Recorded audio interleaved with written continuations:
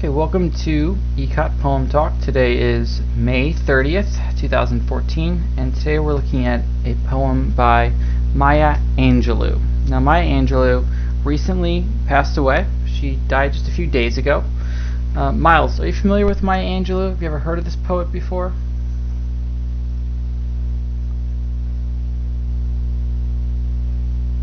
I have, okay.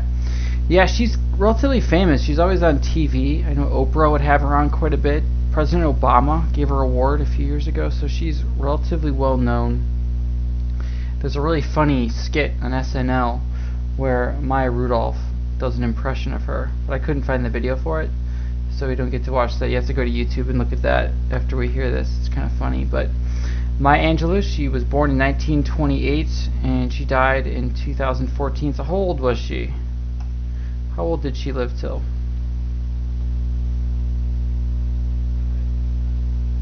Let's see if we can figure that out.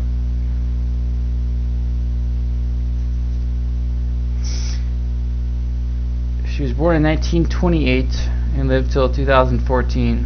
How old would that make her?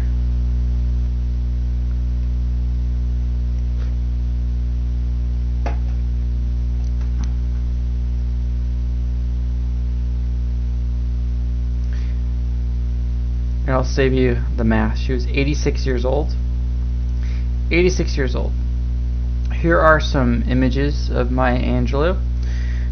The one on the left, she's in her latter decades. Looks a bit older there. In the right, she's younger. You can tell she changed quite a bit as she got older.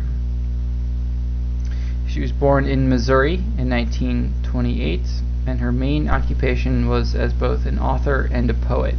She wrote a number of books and also a number of poems and was very well known. She was very popular on TV.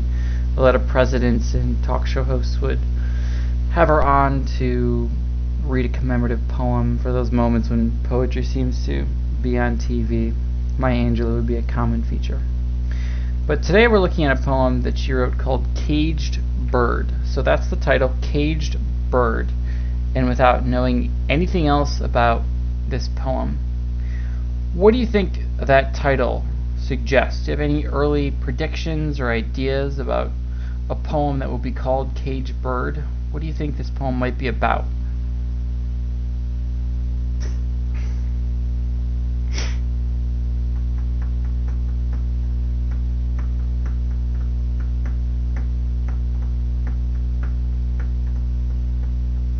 This kid just showed up to chat with girls.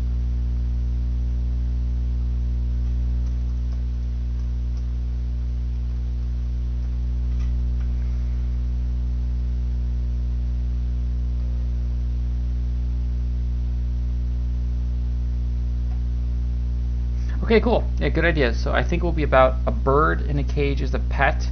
Yeah, that's a good idea. We often have birds that are in cages when there are pets. That's where we often see birds in cages. You also see them at the zoo sometimes, but most often I think we see caged birds in homes as people's pets. Now, what about the caged bird? Is that a natural place for a bird to be? Do you think a bird would be happy if it was placed in a cage?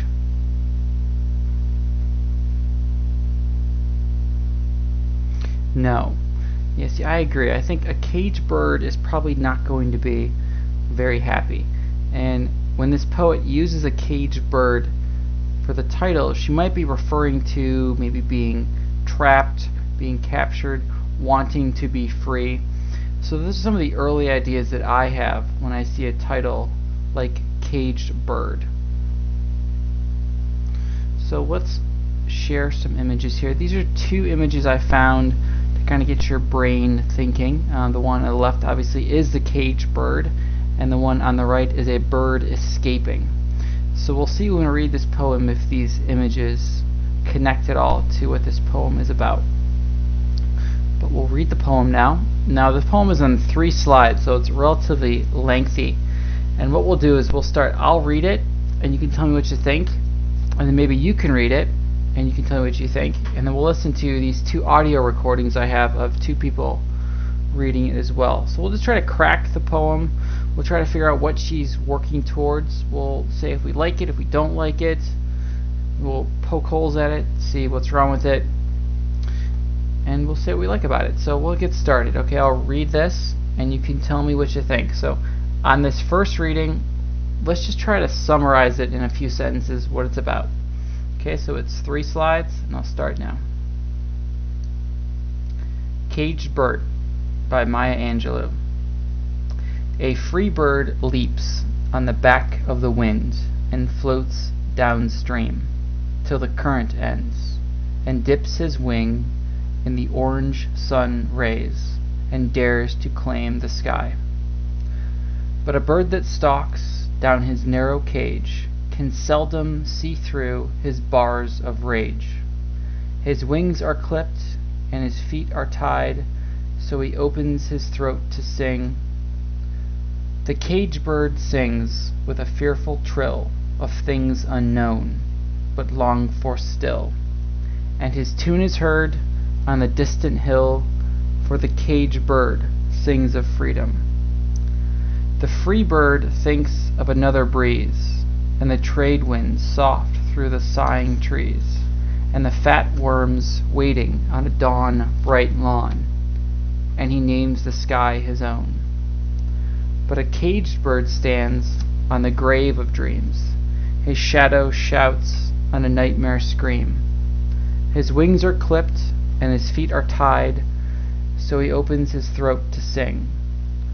The caged bird sings with a fearful trill of things unknown, but longed for still, and his tune is heard on the distant hill, for the caged bird sings of freedom. Okay, so that's my reading. What's your initial thought of that poem? What's it about? Do you like it? First thoughts.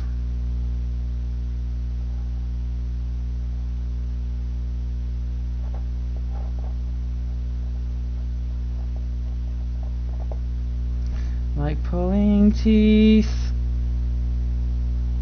Oh God, this is painful.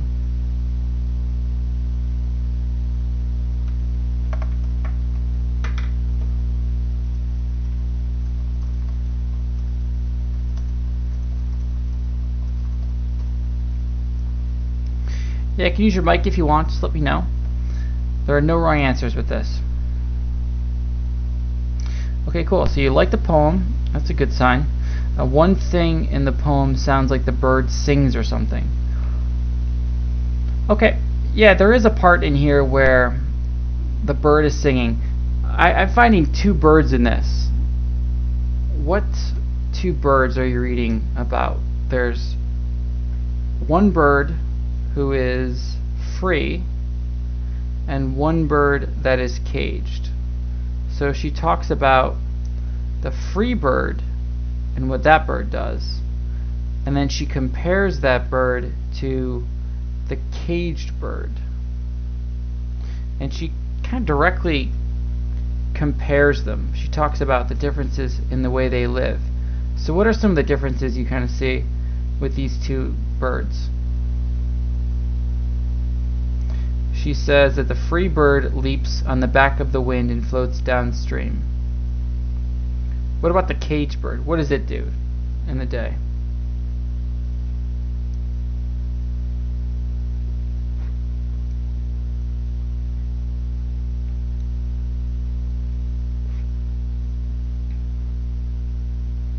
That's okay.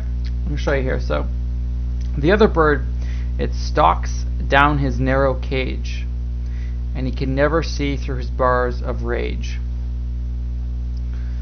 Who has the better life, the free bird or the caged bird?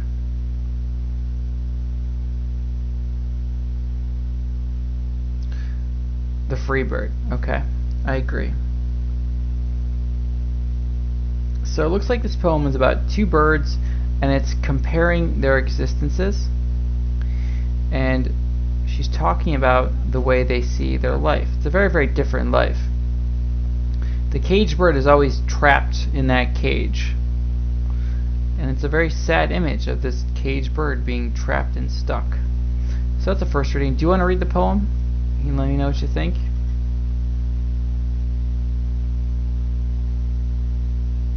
You can read it out loud on the mic. Okay, let me know when you want to read it and we'll give you the microphone.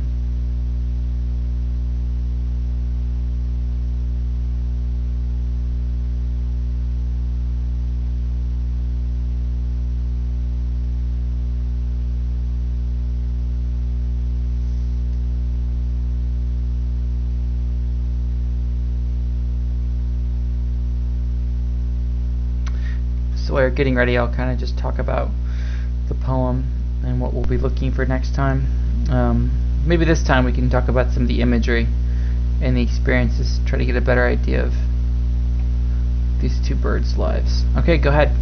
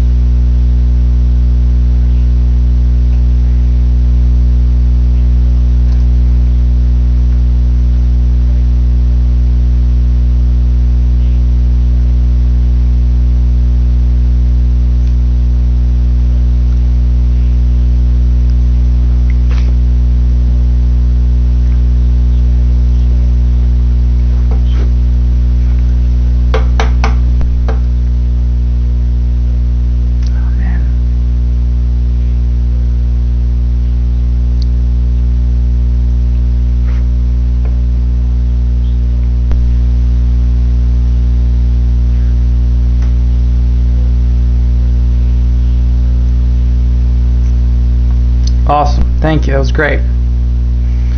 Okay, so you know what struck me this time was these really weird phrases she has. Maybe you can help me understand what these phrases mean. What about sighing trees? What does it mean to sigh?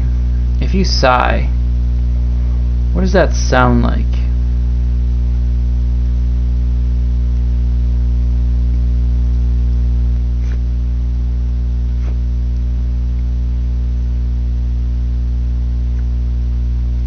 People often sigh when they're sad. Maybe something bad happens and they're just accepting something bad. So, it's a sigh. They're letting off pressure, letting off steam. What about the image of these fat worms waiting on a dawn-bright lawn? I bet that free bird would like those fat worms. That's probably his lunch, right? And she talks about the free bird naming the sky his own. So she uses really cool language to describe all the things that the free bird has. What does he think about? All he thinks about is another breeze. He's totally free. He can fly through the trees, and he lives in a world where the worms are fat and they're just waiting on the lawn. It's bright, it's beautiful. He owns everything. What about the cage bird? Where does he stand?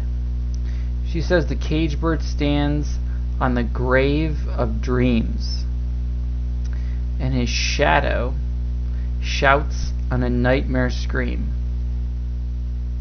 She says the cage bird, his wings are clipped, his feet are tied, but what can he do? She does say he can do one thing. What's the one thing that bird can do?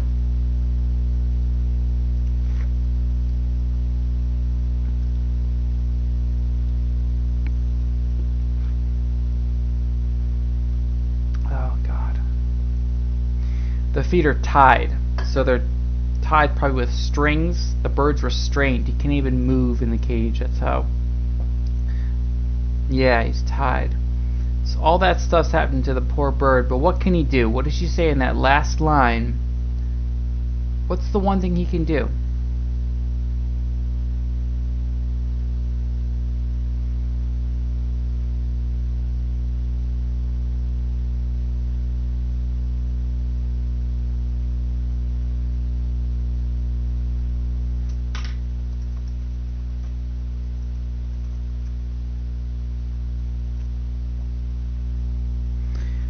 So all this stuff that's going on with this poor cage bird. He's tied down, his wings are clipped, so they've cut his wings so he can't fly. There's no way this poor bird can escape. But despite all that, he can do something. She says, I'll underline it in green. What can he do that still gives him a sense of freedom? There's one thing he can do. What is that?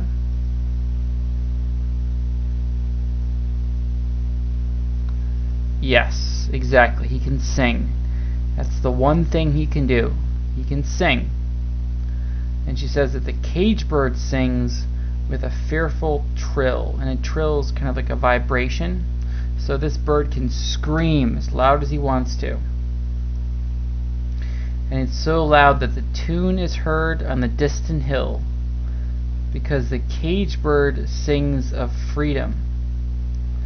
Sings of freedom. So I think she's saying here that this bird sings so loudly because he's inspired. This bird hates being stuck in this cage. And it can scream so loud because it's inspired. It wants to be free. It hates being restrained. That despite being tied down, the voice is still free. So that's my idea of this. Let's see what you guys think. Let's listen to it here. Zella, do you have a microphone?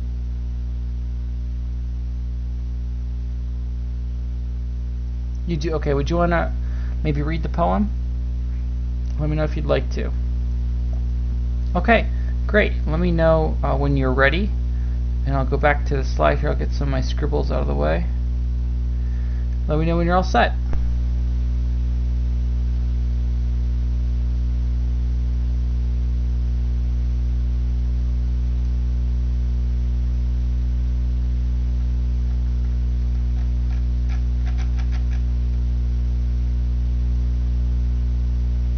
Alright, no rush.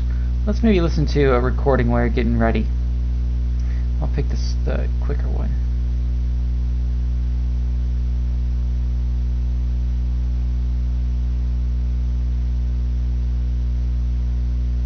Here's a recording. It's not too long.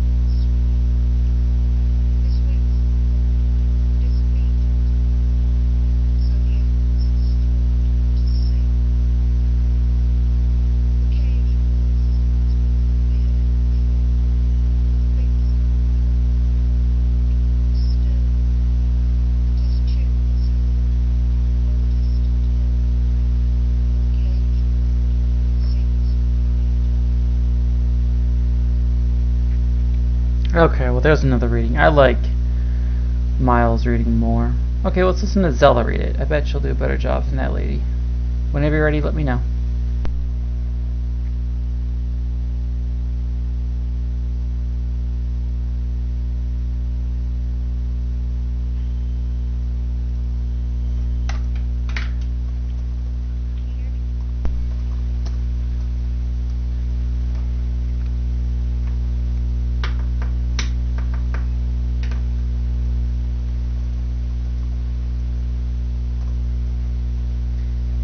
Yep, sounds good. This is 3 slides, so whenever you want to start, go ahead.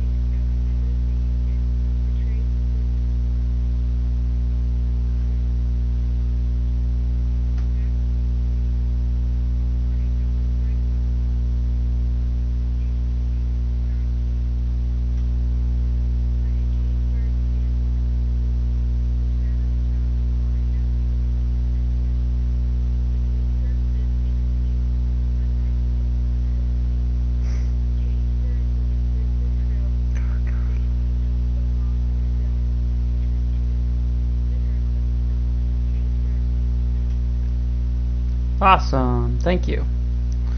So Zella, what do you think about this poem? What's it about? Any ideas about it? What's she trying to say? What do you think, Miles? Any new ideas? What this poem is about?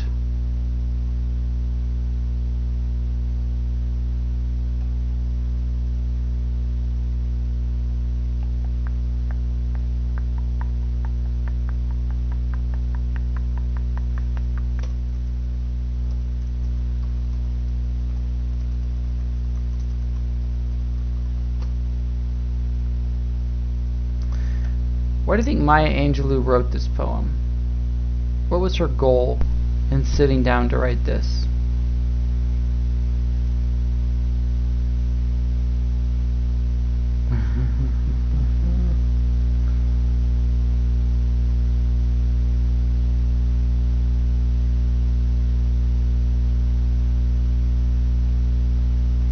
Okay, so Miles is going to tell his brothers to be quiet.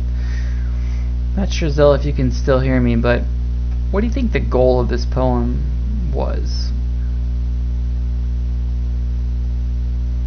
And while you're thinking about that, let's listen to our other recording.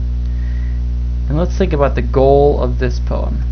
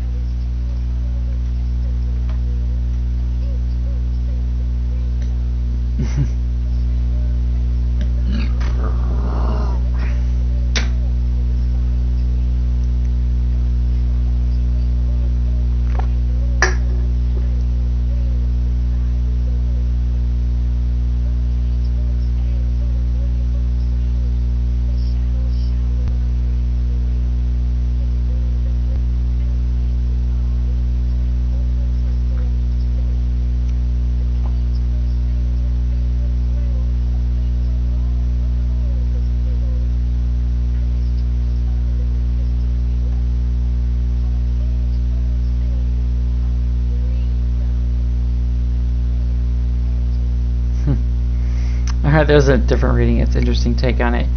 Yeah, so Zella made a great point. So Zella said that the reason this poem was written was maybe to express her feeling, or maybe to express the feeling of the bird. Now, what do you think this cage bird would be singing about?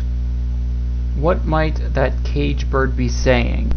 If we understood bird language, what do you think that bird is saying? Is he singing because he's happy? Or is he screaming, "Let me out"?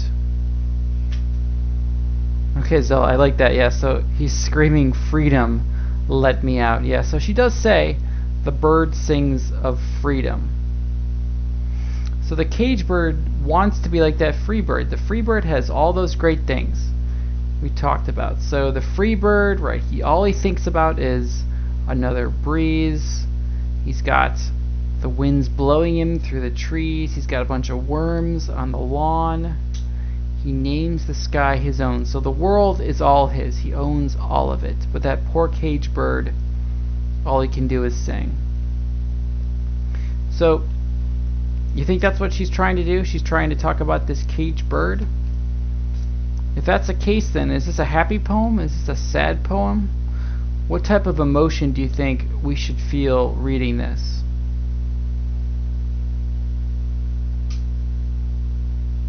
Sad and frustrated? Okay. Do you think Maya Angelou wants us to go to the pet store and buy a bird and put it in a cage? What do you think she wants us to do? Okay. Zella says no. I agree. What do you think she might want us to do? Do you think she might want us to go, if we see a bird in a cage, to maybe go let it out? Yeah. So maybe that's what Maya Angelou wants us to do, to go to the pet store, and if we see that bird, we don't buy it. We just rip open all the cages and let them free. Because those birds they're being restrained, right? And she's talking about the bird being stuck and wanting to be free. She's speaking for the birds. I agree. So let's think about Maya Angelou. What do you think this bird might represent? Let's think other people that she might connect this bird to. Is there a group of people in society that are not allowed to speak, who are held back for some reason? We can look at her biography again. She was born in 1928, and so she was really an adult during the civil rights battle. So what types of people do you think maybe she's speaking of? I think she might be connecting the difficulties of African Americans with these caged birds. I think she might be saying that mistreating African Americans, denying them their rights, is the way we treat these caged birds. Are there any groups in today, in 2014, that we deny certain rights, that maybe we treat like a caged bird? We restrain them from what they want to do or what they can do? Maybe you are a caged bird. Yeah, okay, so not popular groups. So if something's not popular, we often restrain it. Parents will restrain their children. I know when I was 15, I wanted to drive, but my mom wouldn't let me just drive the car willy-nilly. Right? So you don't have freedom. I'm sure you don't, right? Your parents don't want you to do whatever you want. When we go to the store, we can't just take whatever we want. So we are restrained sometimes. What about the caged bird? Is it okay for this caged bird to be restrained? Or is it wrong? Do you feel bad for the caged bird?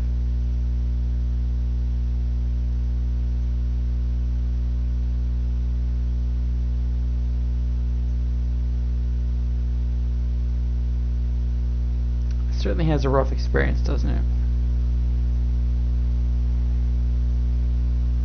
It stands on a grave of dreams.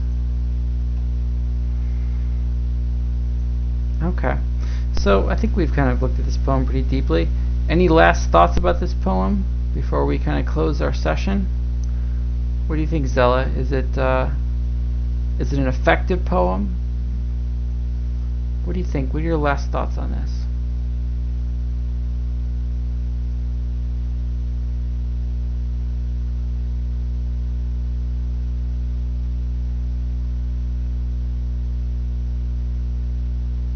Okay, I like that. So it does an effective job of speaking for what she feels. I think so. I think it does. I think it captures the struggle of African Americans really well, and it helps the audience kind of connect to the experience of the caged bird. So maybe like someone who's really racist and a really rude person who doesn't care about the rights of African Americans, has no interest in giving them equal access to things. Maybe they could feel bad for this caged bird. But Maya Angelou is sneaky here, because we see that this caged bird is being denied its natural rights. And we can connect the experience of the caged bird with groups that are unpopular, or groups that are denied certain rights, and we can feel bad for them. It's all about this idea of injustice. So what's happened to this caged bird is wrong, right? This bird should be free. It wants to be free, and it's sad that it can't be free. We should feel bad for the caged bird. And so I think by extension we can also feel bad for those groups that are denied certain rights. It's a pretty powerful poem, and I think that's why a lot of groups connect with it, because they feel that in many cases they are a caged bird. Do you ever feel like a caged bird? Good, Zilla. Yeah, so it's a way to express without violence, like Martin Luther King. Have you ever felt like a caged bird before? You have. Yeah, so have I. I think we've all experienced this incredible desire to do something, but we're held back. Your parents say no, you can't afford it, there's no time, yada yada yada. Maybe you have to go to a poem talk meeting at 3 o'clock in the afternoon and it just doesn't work out. We all want to be that free bird, but sometimes we can't. So I think it's a cool poem. It does a good job of expressing those difficulties, those emotions. Okay? So I see Miles, you're back. Do you have any closing thoughts before we wrap up the session?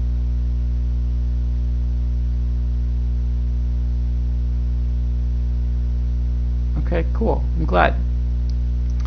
Well, this is going to be our last meeting of the school year, so we'll have to meet next year in the fall. Now, I want to warn you though, I don't want to hear on the news tonight that you two went to the pet store and released all of the birds, and it was because you went to this meeting, okay? I do not endorse releasing animals into the wild. I'm sure those parrots are happy and content to be in their cage. Okay, Godzilla. I won't worry about that. Hopefully Miles won't do that. Miles, can you guarantee you won't go to the pet store and let the birds out? Okay, good, good. I'm glad we've established that. Okay, very good. Well, guys, thank you for attending. I'm going to, we'll wrap up the session. I'm going to go feed some birds, maybe some squirrels too. Thank you for attending. Hopefully we'll see you next year in August. Have a wonderful summer hopefully full of poetry. Alright, thank you guys. We'll talk to you later.